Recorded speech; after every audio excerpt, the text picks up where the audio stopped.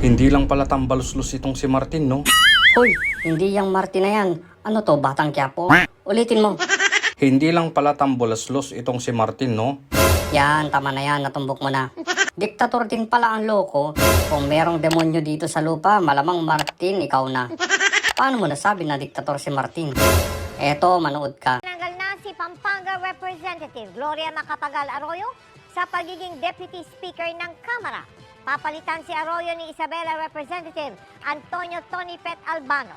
Inalis na rin sa pagiging Deputy Speaker sa Kamara si Davao Representative Isidro Ungab. Napapalitan naman ni Lanao del Sur Representative Yasser Alonto Balindong. Sabi ni Majority Leader Jose Manix Dalipe, tinanggal sina Arroyo at Ungab dahil sila ang Deputy Speakers na hindi pumirma sa resolusyong. Kitams, iba talaga ang apog, no? Hindi lang pumirma sa gusto mo, tinanggal mo.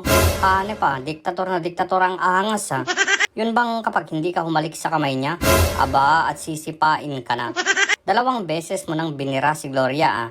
Una, tinanggal mo bilang Senior Deputy Speaker, ah. Doon, unang nagalit si Bibi Sara. Tirahin mo ba naman ang isa sa bumuo sa Uniteam? Kaya naging Deputy Speaker na lang ang Dola. Nang hindi dilaan ang puwet mo, tuluyan mo nang kinalas ang posisyon nito. Wow, abaw, ikaw na talaga, Martin. Sino pa daw yung isa? Congressman Ungab daw ng Davao. Bakit naman daw?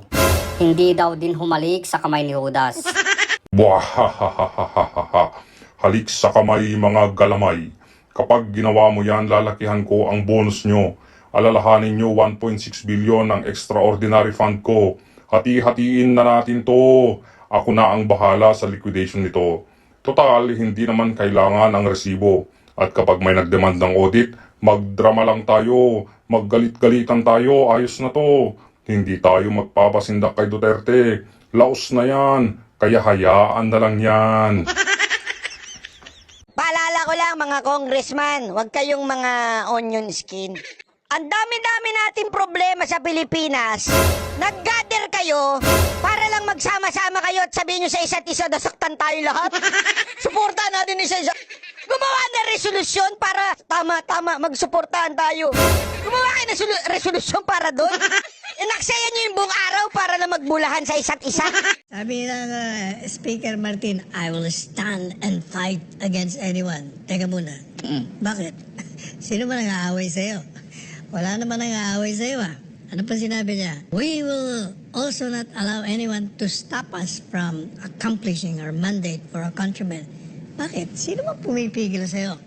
Kung tinutukoy mo si dating Presidente Duterte, Speaker Martin, makinig ka ng maayos para hindi ka nagkakamali ng landas. Hindi ka naman binabanatan eh. Humihingi lang ang dating Presidente Duterte ng accounting. Hindi away yun. Kung baga, pinapaalalahanan kayo ang inyong mga tungkulin sapagkat public office is a position of trust and you're accountable to the people.